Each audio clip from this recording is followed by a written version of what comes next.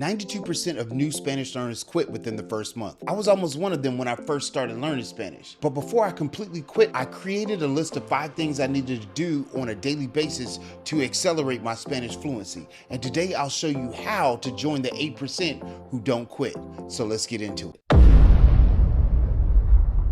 Hola, soy Profe Don Omar, creator of Speak Spanish Now, and I help busy adult professionals just like you go from hola to real, meaningful conversations in Spanish without added stress. In this video, I'm sharing with you my story of how I became fluent in Spanish and 5 things I did weekly that I now call the PROFE Formula. Initially, I created it for myself almost 30 years ago, well before it had a catchy name to it. But it's actually a simple process that will benefit you on your language journey in Spanish, as well as change your mindset on the process of learning Spanish. So today you'll learn the 5 crucial elements to focus on first that will ultimately accelerate your fluency at a faster than normal rate. And I'm 100% positive that they will work better for you today than they did for me over 30 years ago because of the technology we have access to now. But first, let's get into how it started for me. So me and Spanish go back like Cadillac seats. I mean, I fell in love with Spanish at a very early age. I'm talking about from Maria on Sesame Street to the Three Amigos to the illustrious Claire Huxtable on The Cosby Show. Like you, I took Spanish in high school, but my story has a slight twist to it. You see, I took Spanish all 4 years of high school. Why, do you ask? The way Spanish classes were set up over 30 years ago, the classes were a breeze, an easy way to get an A. All you had to do was learn a couple vocabulary words, read a few sentences, fill in a few blanks, conjugate a couple verbs, and boom, you had an A or a B just like that. I mean, I had it all figured out, how the classes were structured from level to level, and I mastered the structure and the system of those classes. Ultimately, I was like a blackjack player who counted cards. Your boy was a walking Spanish dictionary, you hear me? I mean, I could rattle off multiple Spanish words with the best of them and give you their English equivalents with no problem. See, I thought knowing Spanish words was cool. And notice I said words. And knowing words can oftentimes give you a false sense of hope. So this brings me to the first embarrassing moment that I had when it comes to learning Spanish. My dad had actually introduced me to a Panamanian client of his and told her, oh yeah, my son speaks Spanish. And so I'm sitting there like, yeah, I know all these Spanish words. So me, like dads do, he continues to lay it on thick. Yeah, he's been taking Spanish for over 3 years. He's got A's in all the classes. I'm like, yeah, that's me. He talking about me. Anywho, I don't know why he told her all that, but all I know is when that lady started talking to me, she went in. I'm talking about straight ham. All in like she was talking to one of her neighbors on the street. Mientras hablaba, la estaba mirando como. I mean, I was standing there like, whoo, boy.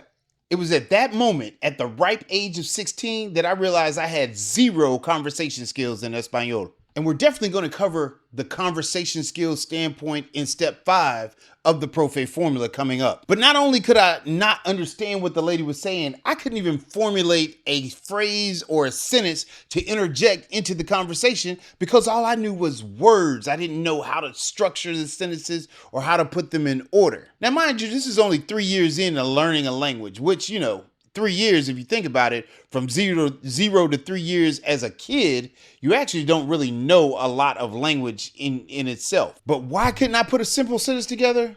Because I was el rey de las palabras españolas. Which brings us to step 1 of the PROFE formula. But before we jump into the actual PROFE formula, make sure you download your copy of the free PDF that goes along with this video that talks about the PROFE formula. You can use it now during the video, or you can use it after you finish watching the video to help accelerate your level of fluency in Espanol. So first and foremost, you've got to stop falling for the banana in the tailpipe. What do I mean by that? In other words, quit learning standalone vocabulary words. Tú sabes como leche, agua, favorita, rojo, roja. Just learning words with no rhyme or reason. Just filling your head with these random words. That's the type of that's going to get you nowhere fast. I mean, I get it. I've been exactly where you and many other Spanish learners are. And that's why I want better for you. So check it out. Instead of focusing on standalone nouns and adjectives, I want you to work with short, punchy phrases. Easy phrases for you to remember and to interject in common situations and everyday conversations. You see, I figured this out on a whim almost 30 years ago in college. And of course, I didn't have a name for this process or this checklist that I followed back then. But now I'm calling it power phrase packs. So what you're going to do is you're going to start with small but highly utilized phrases. Phrases that you would use in normal everyday conversations. It's actually a great way to start off for a true beginner. And a good rule for a day one beginner is starting off with 10 to 15 phrases per week and then mastering them. That's the key. Don't move on until you master them. So what's your end goal at the end of the week? It's trying to incorporate these 10 to 15 phrases in a real conversation. And then you want to compound those 10 to 15 phrases from week 1 to the phrases that you're going to use for week 2. And of course, now you've got 20 to 30 phrases that you can actually utilize in an everyday conversation. And you just continue to compound from there on. But what is super important here is not overdoing it. You've got to know your limit before you reach that point of no return where you get stressed out and anxiety hits. Bottom line is we want to know our limits to avoid frustration in the learning process. Think of it like this. You wouldn't jump on a treadmill in week 1, walk 30 minutes, and turn around in week 2 and try to run a mile in under 7 minutes. Thing is this, you can't be in a rush. You got to slow walk this thing. Until you can rattle off those 10 to 15 phrases each week like your full name, do not pass go. So I know you're like, well, what phrases do I learn? Glad you asked. If it were me, I keep it simple. Great question. And quite honestly, it's your own choice. But for me, I would kiss it. Keep it simple Spanish. I mean, you got to crawl before you can sprint, right? So let's break down an example of step 1 and how you can implement it today. So on day 1 through 4, I would master the following. A combined greeting like, hola, ¿cómo estás? So how to respond to the question, ¿cómo estás? Estoy bien, gracias a Dios. ¿Y tú? And hit them with that trigger phrase, ¿y tú? Then I would introduce a new question like, ¿cómo te llamas? How would you be able to respond to the question, ¿cómo te llamas? Me llamo Omar. ¿Y tú? On day 5, I would incorporate another phrase. Mucho gusto. Igualmente would be my day 5 phrases that I would introduce. And if you're gaining value in today's video, be sure to give it a like and make sure to share it out with people that you know are dealing with the same issues of learning Spanish and becoming a confident Spanish speaker. Day 6 and day 7, I would work it as the entire combo pack. So from day 1 to day 5, everything all at once. Rehearse that. Know it like your first, middle, and last name. On day 7, do the exact same thing. And then the bonus part is you're going to implement this conversation into a real conversation. Of course, you won't do both parts. You will do the parts and expect what it is that they're going to be saying on the back end because you've already set up a mock conversation. On day 8, you're going to start the cycle over with a fresh new set of phrases. You're only going to implement this if your combo practice and your real world conversation practice went great without any glitches. As you can see right here, all I did was frame a typical conversation that you would have in real life. Pero tienes que recordar, don't be in a rush to move ahead. Slow walk this thing and let things occur naturally. There's no need to be in a rush. And don't move ahead until you feel like you're ready to progress. Which brings us to step number 2, the R, real world role play. Try saying that 5 times fast. Real world role play. Got him. As a 19 or 20-year-old college student during the dawn of the internet, I'm talking about AOL, Netscape, role play scenarios were created in my head because we didn't have that AI component that we have now. So basically, I would anticipate native speaker responses in conversations. It was like playing chess. You know how you visualize your opponent's next 2 to 3 moves. So my first scenarios were ordering food, striking up small talk, and assisting Spanish speakers in conversations that didn't know English. Why was he doing all of this if he was taking Spanish classes in college? College Spanish classes after levels 1 through 4 were extremely niche. They were structured academically. And what I was looking for, I wanted real life, day-to-day conversation. So let's look at a way you can do this for yourself in today's situation. The goal here is to rehearse life scenes before they happen. For me, my first exposure was ordering food. So the scenario would look something like this. Use a combined greeting with the employee, anticipate their response and asking what I would like to order, placing my order, and then anticipating them asking me would I like anything else, and then responding with no thank you, that's it, and then anticipating them telling me the total for the meal and then paying the bill and saying some type of goodbye. And that was it in the beginning, in and out. So get this, I practiced this scenario over and over before I moved on to anything else. And the kicker was, I would switch up the greetings as I continued to practice the same scenario over and over again. Why? Because I would learn greetings native to their country. So I would also change up how I responded to their questions, what I ordered. You get the point. The bottom line is I allowed the world to become my classroom, my stage to learn and perform. So as much as possible, I want you to use real life situations to increase your fluency. So now to level up with today's technology, I want you to try the following. Record yourself using voice notes, and anything that you miss in those voice notes, add those to your power phrase packs for the next upcoming week. Now, once you've got all that going together and you're listening to the voice notes, this brings us to step 3, which is optimize your accent. So I got pretty good at the role play scenarios, but I noticed that native speakers were having an issue or a problem understanding me as far as when it came to my accent. Ironically, it wasn't because I was an English speaker, but it actually was because I took an entire year off of learning Spanish and chose to start learning Brazilian Portuguese. Talk about muddying the waters.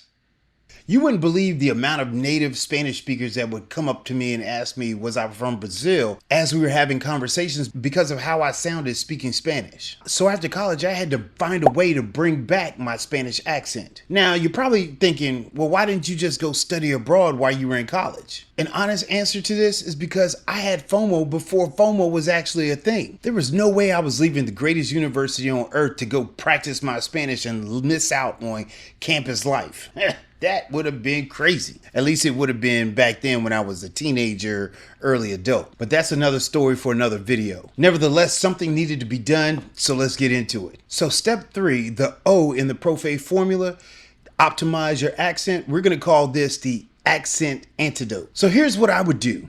I would take a cassette tape recorder, yes, and cassette tape recorder, and record myself saying Spanish phrases from a VHS or a cassette tape that I had overheard. I did this at about 60-second intervals. And then, of course, I would play it back to listen to it after I did the recordings. The goal here was to try and sound as close to a native speaker as possible. Nowadays, this is what we call shadowing or the mimicry technique. And it was probably called that back in the day, but of course, you know, you would have had to look at a book to actually find that out, and that was not part of my major. So next up, after I did those recordings, I would focus on things like rolled R, or the trilled R is what we call it. And this is one of the hardest things and one of the most popular issues that gringos have with pronunciation. And for some reason, it's the biggest thing that they want to accomplish. For me, it wasn't the gringo issue when it came to pronunciation because I could roll my R's already. But coming from Brazilian Portuguese classes and speaking Portuguese on a day-to-day basis for a full year, R's are an entirely different animal. So I place heavy emphasis on the following, and make sure you pay close attention to this. I work with trava-lenguas, which are tongue twisters. I did this on a daily basis. I worked on single tap R's versus double R's. I worked on speed racing Spanish vowel sounds, and I worked on improving intonation, rhythm, and emotion in my language when I was speaking Spanish. I worked on relearning how to connect words in a sentence by shortening sounds on the end of one word and the beginning of the next. Understanding that Spanish has a musical rhythm with a regular stress pattern, so intonation was key. And I also worked on avoiding speaking in a monotone. If you don't know, spoken Spanish has an emotional context. So it's super important that you understand, do not skip this part of the strategy. This is what separates the fakers from the makers. So constantly re-record and keep an open loop for feedback for yourself. So that's why I call step 4 the F in the PROFE formula. Feast on comprehensible input. Being able to speak Spanish fluently is only half the battle. Some would even venture to say that it's 25%. The real beast is becoming confident in understanding spoken Spanish. Now, many of us know accents, dialects, regionalisms are not created equal. In other words, there are going to be Hispanohablantes that you have more difficulty understanding than others. The easiest Spanish for me to understand when I first started was that of Mexicans, Costa Ricans, Peruvians, and Colombians. The hardest by far was Spanish del Caribe, Spanish from the Caribbean. I'm talking about all 3 of the countries, Cuba, Puerto Rico, and the Dominican Republic. And I'm not going to rate which one was more challenging, but we probably know, and let me know which one you think was more challenging for you in the comments below. So my advice for you is to find the region of Spanish that you want to focus on more and go all in on that one. And then what you want to do is flood your brain with Spanish from that region constantly. With today's technology, it's super easy to find a particular region or country that you want to focus upon. And as you get better with your comprehension skills from that particular region or country, then that's when you want to start branching out to other countries. So here's what I did back then. I would read current events in Spanish, and these current events weren't online. I had to go find these from like free Spanish-speaking newspapers that were available in my community. I also watched VHS and DVD series religiously. Now, these weren't like movies in Spanish. These were like educational series that were geared towards people learning Spanish. If you were old as me, you would remember things like La Catrina or Destinos.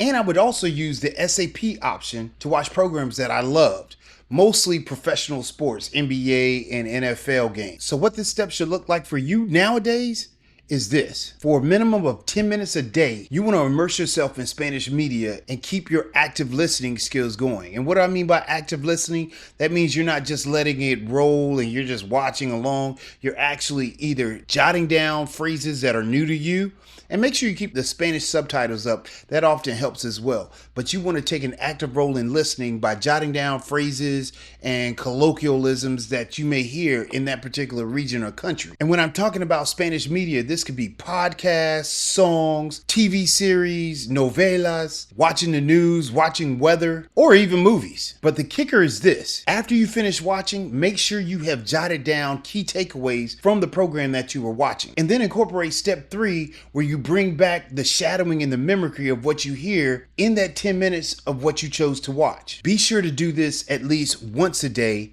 every day. There are no days off if you are serious about strengthening your comprehensible input skills. After about 3 months of doing this, you will see a huge increase in your ability to understand Spanish. For me, once I got really good at this, I combined it with step 5 of the PROFE Formula, which is expressing Spanish publicly. So for a period of about 10 years, I went through a stage of feeling self-conscious and doubting myself when it came to speaking Spanish, especially when it came to speaking Spanish with native speakers. I literally doubted everything that I had learned in Spanish classes. And maybe you have a similar feeling of anxiety when it comes to speaking Spanish. Or maybe you get nervous when you have to speak with a native speaker. So how did I get over my fear of having conversations in public with native Spanish speakers? The truth is, I talked with Latino custodians and teacher assistants where I worked.